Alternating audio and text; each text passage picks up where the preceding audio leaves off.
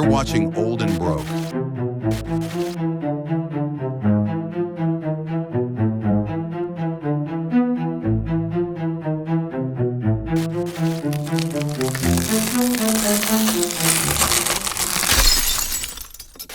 For thousands of years, gold has been the final word in wealth.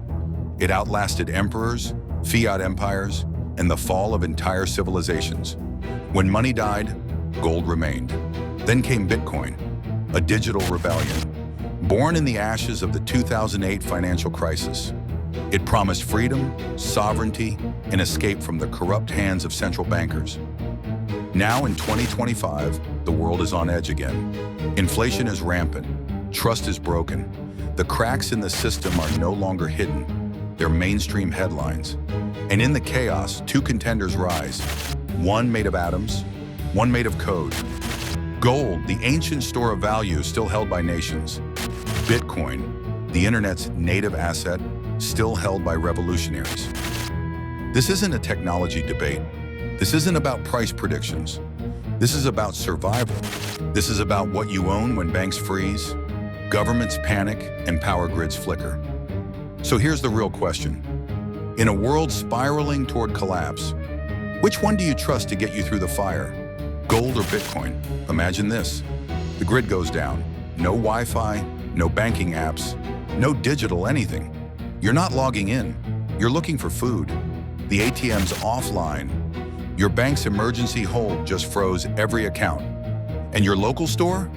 They're not asking for your name. They're asking if you have something real to trade. This isn't dystopia.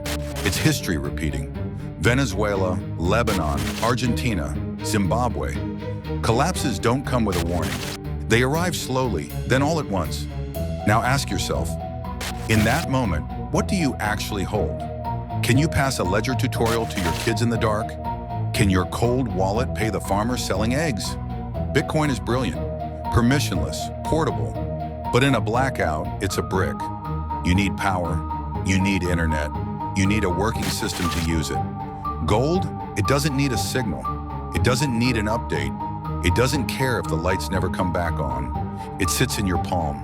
It weighs the same in a palace or in a field. And it's spoken the same financial language for 5,000 years. Trust in touch. When the system dies, the real test begins. You don't want money that requires conditions. You want money that survives without them. That's not anti-technology.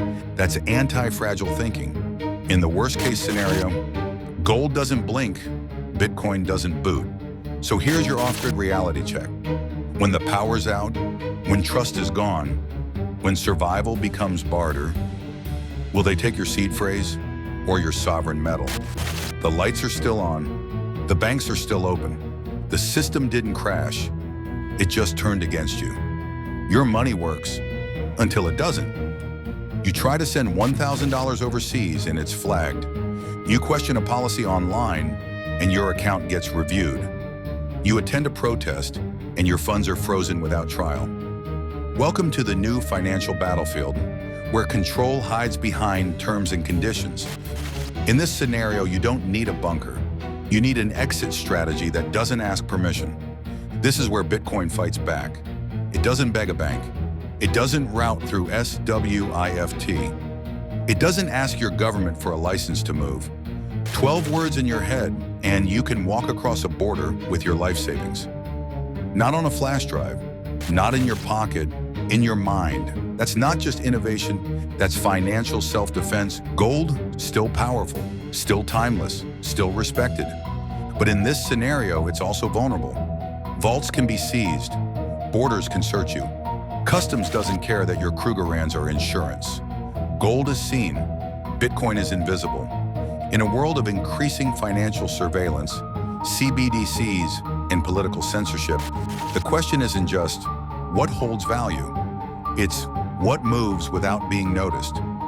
So ask yourself, if the regime doesn't collapse, but becomes a digital cage, do you want your wealth in something they can see and seize? Or something they can't even find? When the system still works, but not for you? Bitcoin isn't just a hedge, it's an escape route. Let's step away from doomsday for a second. The grid is on, the banks are open. Your paycheck clears, For now. So you've got a little money left after bills, and now you're asking the question every smart investor eventually asks, do I grow it or guard it? That's the fork in the road. That's where Bitcoin and gold split paths. One promises freedom through explosive upside. The other promises peace through stability. It's the high wire act versus the bunker, the startup versus the stronghold, the asymmetric moonshot versus the ancient anchor. Let's talk Bitcoin. It's been the best performing asset of the last decade, from $1 to nearly $70,000 in just over 10 years. That's not growth, that's a financial slingshot. And if history rhymes, it might not be done yet. If you bought early, you didn't just beat inflation, you beat the entire financial system. Bitcoin punishes hesitation and rewards conviction. Every crash, followed by a comeback. Every cycle, deeper adoption. Every skeptic, eventually quiet. This is conviction-fueled capital. Now let's talk gold. It doesn't moon, it doesn't 10x, but it also doesn't crash 70% on a tweet. Gold doesn't follow headlines. It follows history. It doesn't need a bull market. It just needs reality to keep doing what it's always done. Debase fiat, inflate away savings. Reward those who held weight while the system inflated paper. You can't ignore this. When central banks panic, they don't buy Bitcoin, they buy gold. When portfolio managers hedge risk, they don't go to Reddit. They go to gold ETFs, bars, and coins. Why? Because gold is presence, not potential. It's still standing when everything else is burning. Bitcoin might triple your money. Gold might make sure you don't lose everything. Bitcoin is for the bold. Gold is for the seasoned. One is a rocket ship, the other is a lifeboat. So here's the question no one wants to answer. In your portfolio, do you want hope or do you want sleep? And maybe the smartest investors don't choose one over the other. Maybe they ask, what's my risk profile? Then they stack accordingly. A little rocket fuel, a lot of ballast. Let's forget price charts, forget halving cycles, forget market caps, ETFs, and influencers. Let's talk about time, not the next decade, the next century. You've spent your life working, you've saved, you've sacrificed, you've made mistakes, you've learned. But when it's all said and done, what survives you? What do you pass down to your kids? That doesn't require an app to understand, a PDF of your portfolio, a flash drive with a password, or something they can hold, feel, trade, without needing you to explain it. This is the final filter. The can my great-grandkids use this without Googling it? Test. Because if your money dies with your memory, was it ever money at all? Let's talk gold. It's been passed through families for millennia. Wedding bands, inheritance coins, hidden heirlooms. No software required, no instruction manual, just mass and meaning. Gold doesn't get bricked, it doesn't glitch, it doesn't require a private key tutorial at your funeral, it just is. Now let's talk Bitcoin. Can it be passed down? Absolutely. Can it be stored, protected, divided, encrypted? Yes. But can it be understood? Will your kids know the protocol? Will they know the wallet interface? Will they remember the passphrase or even what it means? Bitcoin is genius, but it requires perfect digital hygiene, and time is messy. People forget, devices fail, networks update, apps go out of business. Bitcoin may be forever, but your access to it isn't. Gold is different. You hand it to your daughter, she holds it in her hand, and she understands. No code, no translation, just trust. Tangible, timeless trust. The final filter isn't which asset performs best today, it's which one performs when you're gone. Which one will your children thank you for? Not because it was high-tech, but because it was still there. Let's pause the debate, step back, and look at the bigger picture. Because while gold and Bitcoin argue over the crown, the throne itself is rotting, and most people don't even know it. The US dollar, the euro, the yen, these aren't currencies, they're debt instruments. IOUs backed by nothing, created from nothing, owed to no one except you. They lose value every day. They punish savers. They reward insiders. And they fund the very system that's enslaving you. This isn't conspiracy, it's monetary policy. and it's weaponized against the working class. Inflation isn't an accident, it's theft by design. You work 40, 50, 60 hours a week, only to have your savings evaporate quietly. They tell you 2% inflation is healthy, but 2% over 10 years is a 20% pay cut. You're not losing money because you're irresponsible. You're losing it because the game is rigged. That's why Bitcoin was created. That's why gold has never left. Not to fight each other, but to fight fiat, to fight central banks who create wealth from thin air, to fight governments that weaponize currency against dissent, to fight a system that robs generations blind and calls it stability. Bitcoin is a rebellion. Gold is resistance. One is leverage, one is legacy. But both are telling you the same thing. Get out of the paper system. Now, because the real enemy isn't volatility, it's guaranteed loss. The real risk isn't missing the next 10x. It's owning something that's dying slowly, on purpose. So whether you're stacking coins or stacking sats, whether you trust mass or math, don't get distracted. The real war isn't gold versus Bitcoin. It's you versus fiat. Let's be honest. You don't need to be a maximalist. You need to be prepared. Prepared for inflation, prepared for disruption, prepared for whatever comes next, because nobody's coming to save you. So here's the truth. The smartest investors in the room, they don't bet everything on one horse. They build a stack that survives the storm, no matter where it comes from. That's not weakness, that's wisdom. Gold is your ballast. It's what you hold when the markets are irrational and the headlines are screaming.